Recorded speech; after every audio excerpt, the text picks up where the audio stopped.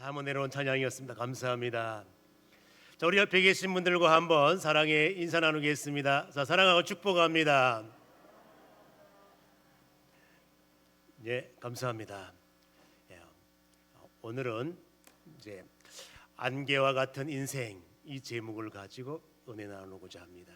인생의 의미를 생각을 해볼 건데, 우리 이제 성경에 보게 되면 인생이란 무엇이다, 인생에 대한 정의가 많이 나오고 있습니다. 어떻게 나오는지 한번 보도록 할까요? 이제 인생에 대한 의미를 보게 되면 인생은 풀과 같다, 인생은 꽃과 같다, 또 인생은 이슬과 같다, 구름과 같다, 나그네와 같다. 오늘 본문 말씀 보게 되면 야고보 장로는 인생이란 안개와 같은 것이다, 이렇게 설명을 하고 있습니다. 자, 그러면 제가 6개를 말했으니까 한 개는 여러분이 생각할 때 또 여기에 인생은 무엇이다, 뭐야? 네, 6개는 말했으면 하나는 여러분들이 해야 될 거 아니겠어요? 성경에 시간이 가는 거로 제가 대신하겠습니다. 뭔가 하면은 인생은 그림자와 같다는 것입니다. 뭐와 같다고요? 그렇습니다. 그럼 이제 그림자라고 말한 사람들이 누가 있는가 하면 다윗이 우리 인생은 그림자 같은 존재, 욥이 우리 인생은 그림자 같은 존재, 솔로몬이 우리 인생은 그림자와 같은 존재. 그렇습니다.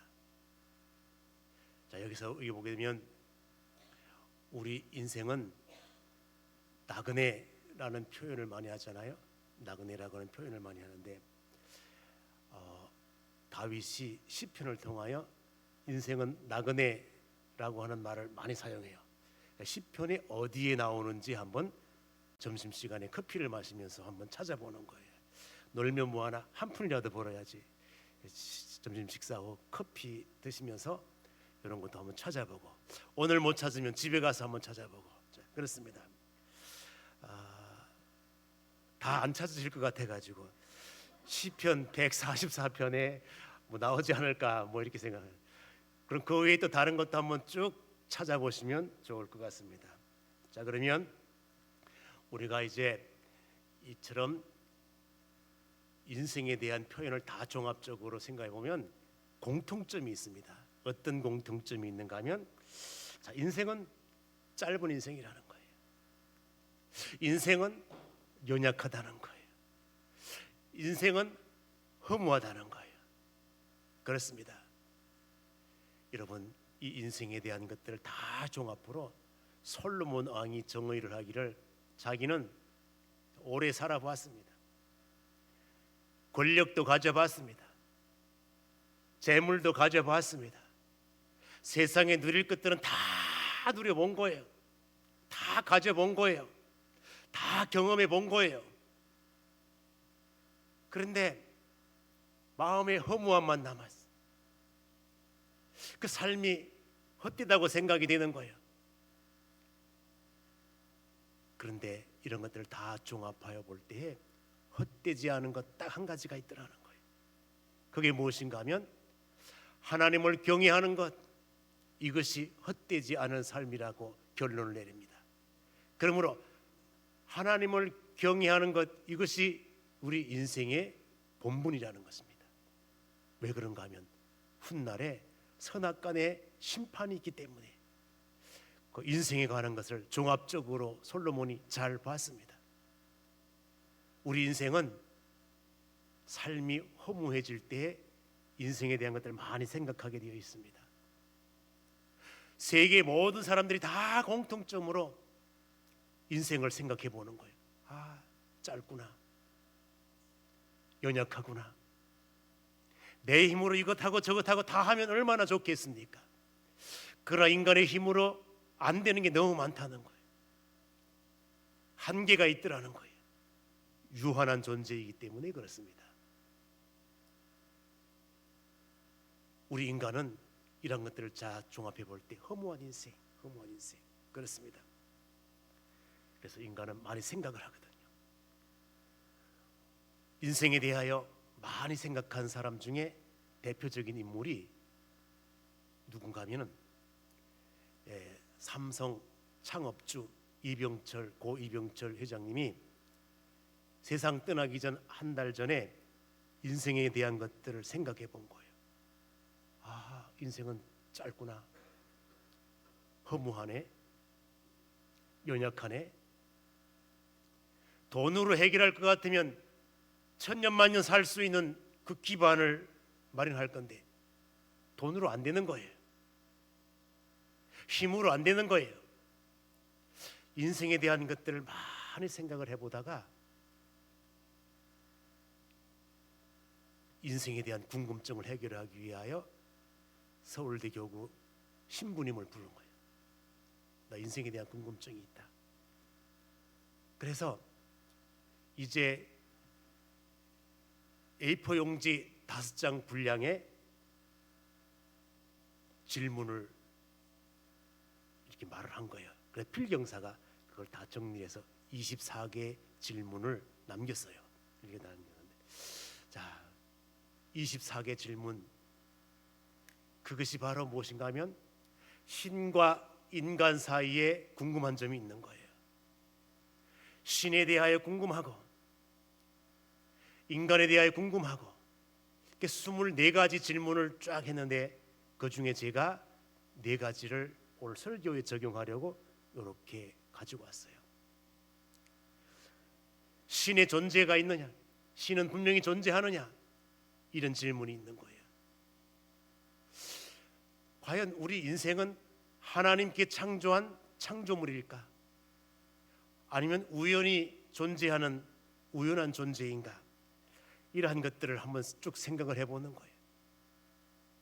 그리고 우리 인생이 죽어야만 된다면 종교가 우리를 구원할 수 있을 것인가? 또 뿐만 아니라 우리가 이제 우리 육체 속에 영혼이라고 하는 것이 있는 것인지, 사람이 죽으면 사후 세계가 어떻게 펼쳐질 것인지, 이런 것에 대한 궁금증이 있는 거예요. 그래서 24가지 질문지를 이렇게 말로 한 것을 필경사가 다 종합해 가지고 나온 거예요. 그래서 세월이 흐른 다음에 이것이 책으로 나오게 되고 그렇게 되었습니다. 그렇습니다. 우리는 신적인 존재에 대한 궁금증이 있고요, 그 앞에 살아가는 우리 인생에 대한 궁금증이 있습니다. 자, 그러면 우리가 모든 세계 사람들이 공통적으로 궁금증을 가지는 것 중에 대표적인 것이 만물의 근원은 어디일까? 이런 것들을 생각을 하는 거예요.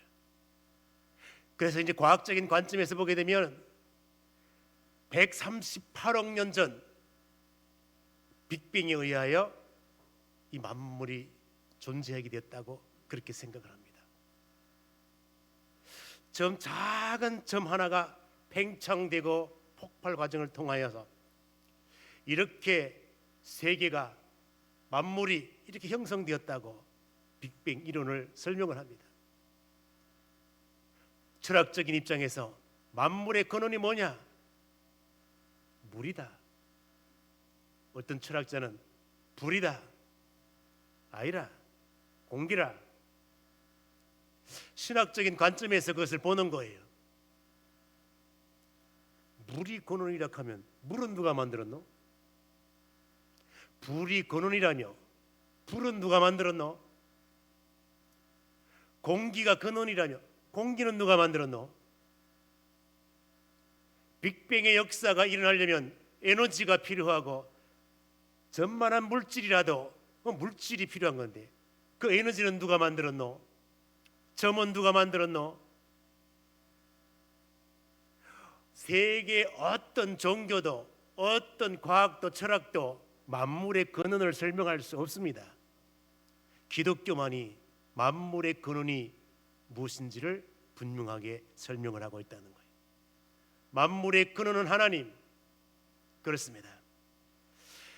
그렇기 때문에 성경 창세기 1장 1절부터 태초에 하나님이 천지를 창조하시니라. 그 1장 1절을 넘어가야 기독교인이 되는 거예요. 만약에 창세기 1장 1절 넘어가지 못하면 영원히 기독교인이 될 수가 없습니다. 첫 걸음이 바로 창세기 1장 1절. 우리 기독교인들은 다 믿습니다. 만물의 근원이 무엇인가를 깨닫고 알고 믿습니다. 그럼 이제 두 번째, 우리 인간은 하나님의 창조물인가? 우리는 다 자연스럽게 우리 인간은 하나님의 창조물로 믿지만은 많은 사람들이 그냥 진화 과정 중에 형성된 진화 부산물로 인간을 생각을 한다는 것입니다. 여기 차이예요, 여기 차이. 우리 인생은 하나님께서 창조한 하나님의 형상대로 지음을 받은 특수한 인간임에도 불구하고 많은 사람들이 그것을 인정하지 못해요. 우리는 성경을 통하여 우리 인생은 하나님의 형상대로 지음받은 하나님의 창조물이고, 그런데 우리 인간이 죄를 지음으로 말미암아 생명이 죽음으로 바뀌게 되었습니다. 그래서 인간 세계에 죽음이라고 하는 것이 생기게 되었는데 무엇 때문인가? 죄 때문이라는 거죠. 죄 때문에. 그래서 죄 때문에 우리 인간은 죽어야만 되는 거예요. 그래서 생로병사의 비밀을 캐내고 그 근본은 죄. 인생은 죄 때문에 죽어야 된다고 하는 것. 그래서 모세는 우리 인간 생명에 대하여 설명을 하는데, 우리 인간 생명은 얼마냐? 70이요 강건하면 80이라 그렇습니다. 그러나 이 80도 얼마나 빨리 지나가는지 그냥 순식간에 날아가듯이 날아가더라는 것입니다. 그 우리 인생의 모습이에요. 이 모세가 생각하는 인생 모습. 또 오늘 본문 말씀 야고보 장로는 뭐라고 표현하는가 하면, 우리 인생은 잠깐 보이다가 없어지는 아침 안개 같은 그러한 존재라는 것입니다. 우리 한번 보도록 할까요? 14절 다시 한번 읽어보도록 하겠습니다. 14절 읽습니다. 자, 시작. 너희 생명이 무엇이냐? 너희는 잠깐 보이다가 없어지는 안개니라. 그렇습니다. 이처럼 야고보 장로도 인생에 대해 설명을 할 때 우리 인생은 그냥 잠깐 보이다가 사라지는 안개와 같은 존재라는 것입니다. 자, 그러면 모세가 시편 90편에서 인생에 대하여 어떻게 설명을 하는지 내가 내 손으로 한번 직접 찾아가 보는 거예요. 자, 모세의 것도 한번 살펴보겠습니다. 시편 90편 가서 볼까요?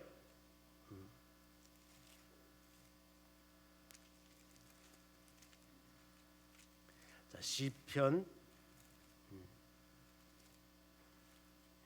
90편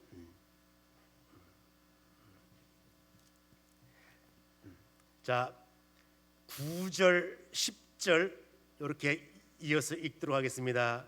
9절 10절 다 같이 한번 읽어볼까요? 시작. 우리의 모든 날이 주의 분노 중에 지나가며 우리의 평생이 순식간에 다하였나이다. 우리의 연수가 70이요 강건하면 80이라도 그 연수의 자랑은 수고와 슬픔뿐이요 신속히 가니 우리가 날아가나이다. 그렇습니다. 여기서 보게 되면 이제 시간 개념에 대하여 성경적인 표현을 보게 되면 잠깐, 또 뿐만 아니라 순식간, 신속히, 이런 시간 개념에 대한 용어들이 나오고 있습니다. 그렇습니다. 그러면 우리 성경에 나오는 순식간, 잠깐 이러한 용어들과 관련되어서 불교와 비교를 해보면 불교의 시간 개념이 있습니다. 짧은 시간에 대하여 설명하는 단어 중에 여러 가지가 있지만 우리가 보통 다 알고 있는 찰나, 찰나라고 하는 단어가 있습니다. 찰나 다음에 탄, 순 이러한 용어들이 불교 용어에 있습니다. 그렇습니다. 이 찰나의 시간이 어느 정도의 시간인가 하면 1초를 75등분한 것, 그러니까 75분의 1초, 이게 바로 찰나라고 하는 시간이에요. 거기다가 긴 시간을 설명할 때 겁이라고 하는 용어를 사용해요. 그래서 1겁, 2겁, 3겁 이렇게 나가다가 100겁, 1000겁, 만겁, 억겁 다음에 뭐가 나올까요? 그렇습니다. 억겁, 영겁 이런 거 다 나와요. 이런 것들이 시간 개념의 모습인데, 이 겁이라고 하는 시간의 개념이 어느 정도인가 하면은 이제 십리를 걸어가, 내가 십리를 걸어가고 또 십리를 걸어가, 정사각형으로 십리 생각을 하고 그만한 바위돌이 있다고 생각을 해보세요. 그런데 바위돌이 있는데 사람이 부드러운 실크와 같은 천을 가지고 바위를 가는데 몇 년에 한 번씩 가는가 하면 100년에 한 번씩 그 바위를 가라. 언제까지? 그 바위가 없어질 때까지. 잘 생각해 보십시오. 엄청난 십리 이만한 엄청난 바위 덩어리를, 다른 것도 아니고 뭐 톱으로 켜라는 것도 아니고 실크와 같은 천을 가지고 100년에 한 번씩 그것을 가라. 한 번, 100년 쉬었다가 한 번, 이렇게 해서 다 없어지는 시간이 겁이라는 시간이라는 거예요. 이해가 안 되니까 뭐 이렇게 할 수도 없고 뭐 이렇게. 그런데다가 여기다가 이제 억겁이라고 생각해 볼 때에 거기다가 곱하기 억을 해보라고. 그럼 계산이 돼야 안 돼요? 그렇습니다. 거기다가 셀 수 없는 영겁이라고 생각할 때 영원히 이러한 시간을 불교에 설명을 해요. 우리 기독교에서는 바로 이렇게 찰나와 같은, 그래서 찰나, 탄, 순 이런 불교 그런 개념처럼 우리 기독교에서 순식간, 순간, 잠깐 이런 것들이 그렇습니다. 이게 바로 우리 잠깐, 순간 요 시간이 눈 한번 깜빡이는 시간이라는 거예요. 그만큼 우리 인생은 짧은 시간을 산다라고 하는 것을 강조하기 위하여 이렇게 하는 것을 볼 수가 있습니다. 그렇습니다. 그래서 우리 인생을 쭉 살아본 분들이 내가 7, 80 이렇게 살고 보니까 그래 언제 살았는지 그 생각해 보니까 70, 80대였네. 바로 이거예요. 얼마나 빨리 시간이 나가는지, 아침 자고 일어나면 벌써 1년이 지나간 것 같은 기분. 그러므로 이제 우리가 이러한 맥락을 가지고 내가 짧은 인생 살 때, 연약한 인생을 살 때, 허무한 인생을 살 때 어떻게 살아가야 할 것인가. 야고보 장로는 본문에서 그렇게 설명을 합니다. 자, 그러면 이제 우리 인생을 어떻게 살아야 할 것인가, 인생이 무엇인가를 알아야 된다는 거예요. 우리 인생은 유한한 존재. 그 유한하다고 하는 것은 생명 차원에서도 유한해. 천년만년 사는 것이 아니라 때가 되면 세상을 떠나야 돼. 한계가 있다는 거예요. 능력의 한계가 있습니다. 인생이 하고자 하는 능력의 한계가 있어요. 생각의 한계가 있고요. 모든 게 다 제한적이야. 그러므로 우리 인생을 유한한 존재라고 하고, 대신에 우리 하나님은 무한한 존재. 그래서 우리 인생 유한적 존재, 하나님은 무한적 존재. 그러므로 우리는 무한하신 그 하나님 앞에 유한한 존재는 겸손해야 돼. 겸손해야 돼. 그런데 우리 인생들이 겸손하지 못해. 교만해. 하나님의 통치 안에 살기보다는 통치를 벗어나서 내 마음대로 하고자 하는 마음이 있는 거예요. 이처럼 하나님께서는 만물을 창조하시고 그 창조물들에 대하여 다스리시는 하나님이시거든요. 다스리실 때에 그냥 우리 속된 표현으로 마구잡이로 다스리는 것이 아니라 하나님은 질서 있게 하나님의 계획 속에 다스리거든요. 그러므로 하나님께서 창조한 이 모든 피조 세계의 모든 것들은 다 하나님의 계획 속에, 통치 속에, 주관 속에 움직이게 되어 있습니다. 별도, 달도, 태양도 모든 것도 다 질서 정연하게 하나님께서 다스리고 계시기 때문에 한치 오차도 없이 하나님의 계획을 따라 움직여요. 이것을 성경은 뭐라고 표현하는가 하면 하나님의 경륜이라 그래요. 그런데 보통 우리는 일반인들이 뭐라고 표현하는가 하면 섭리라고 하는 단어를 사용해요. 그렇습니다. 성경에 섭리라고 하는 단어는 구체적으로 안 나오지만은 섭리 대신에 사용하는 용어가 하나님의 경륜. 그렇습니다. 이걸 하나님의 경륜, 섭리, 고란 의미가 뭔가 하면 우주 만물을 다스리고 경영하는 하나님의 운영 계획을 경륜이라 그래요. 섭리라 그래요. 그럼 경륜과 섭리를 조금 더 세분해서 설명을 하면은 하나님의 큰 계획을 경륜이라 그래요. 세부 계획을 섭리라 그래요. 그러므로 우리 인생이 움직이는 일거수일투족 이 모든 것들을 다 종합해 보면 하나님의 경륜과 섭리 속에 움직인다는 사실입니다. 그런데 우리 미련한 인간들은 이것을 벗어나서 내 마음대로 하는 것 같고 내 마음대로 하면 될 것 같고 그렇게 생각을 한다는 것입니다. 그러므로 우리가 이제 이 유한한 인간을 인정하지 못하고 하나님의 경륜과 섭리를 인정하지 못하는 사람들의 특성이 뭔가 하면 하나님 벗어나서도 내가 마음대로 될 것 같아. 그래서 하나님은 제쳐놓고 내가 어디 가서 뭐 하면 뭐가 되고 뭐 이렇게 하면 돈을 벌고 저렇게 하면 뭐가 되고 다 이렇게 생각을 한다는 거예요. 어리석은 인간들이 그런 생각을 한다는 거예요. 한번 본문 말씀 한번 볼까요? 자, 오늘 본문 말씀 야고보서 4장 23절 4장 13절 한번 다 같이 한번 읽어볼까요? 읽습니다. 시작. 들으라 너희 중에 말하기를 오늘이나 내일이나 우리가 어떤 도시에 가서 거기서 1년을 머물며 장사하여 이익을 보리라 하는 자들아. 그렇습니다. 생각을 하는 거예요. 하나님은 제쳐놓고 내가 요렇게 하고 요렇게 해가지고 요래 하면은 요렇게 되고 요렇게 하면 이익이 남고 뭐하고 요런 계산을 다 한다는 거예요. 하나님 없이. 여러분, 예수님께서 부자의 예를 들었습니다. 부자가 내가 돈을 벌 거니까 창고도 짓고 곳간도 짓고 다 여기다 보물도 쌓아놓고 못다 쌓아놓고 다 내 영혼아 먹고 마시고 놀자 뭐 이렇게 다 계획을 한다는 거예요.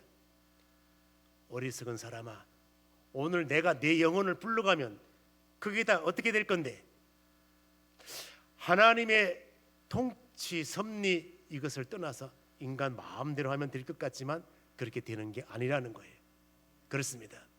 그러므로 우리 인생은 하나님의 주권 속에 섭리 속에 하나님의 계획을 따라 움직이게 된다는 거예요. 하나님 벗어나서는 아무것도 할 수 없다는 것입니다. 그리고 인생은 무한한 하나님을 잘 알지 못한 유한한 존재가 무한하시는 하나님을 잘 모를 때에 뭐가 나오게 되는가 하면은 허탄한 자랑이 나오게 된다는 거예요. 허탄한 자랑. 그래서 오늘 본문 말씀 보게 되면 허탄한 자랑을 하지 말라. 허탄한 자랑을 하지 말라. 자, 보겠습니다. 16절 말씀 한번 볼까요? 16절 시작. 이제도 너희가 허탄한 자랑을 하니 그러한 자랑은 다 악한 것이라. 그렇습니다. 우리가 이제 유한한 존재는 하나님 앞에 주의 뜻이면 가능합니다. 하나님께서 함께 하시면 가능합니다. 능력 주시는 자 안에서만 가능합니다. 이래야 될 것인데 내 이모 이대로 다 될 것 같아. 그런 사람은 자랑이 나오게 되는 거예요. 왜? 내가 했으니까. 하나님께서 하셨다고 하는 사람은 하나님 자랑, 하나님의 영광 나타내요. 그러나 내가 했다고 생각되는 사람은 내 자랑이야. 우리 인간 세계에서 자랑할 수 있는 것들이 뭐가 있을까요? 자랑할 수 있는 게 재물 자랑하는 거예요. 지식 자랑하는 거예요. 건강 자랑하는 거예요. 자식 자랑하는 거예요. 내 형통한 삶 자랑하는 거예요. 나 지금 잘 나가고 있다. 자랑할 게 너무너무 많은 거다.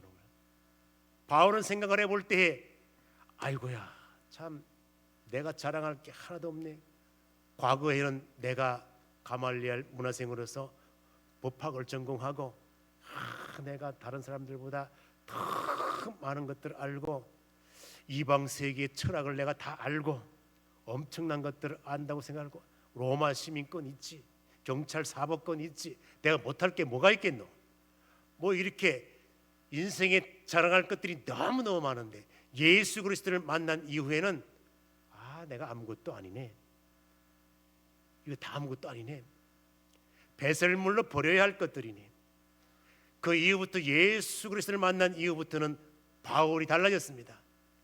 나 이제부터는 무슨 자랑? 십자가 자랑, 예수 자랑,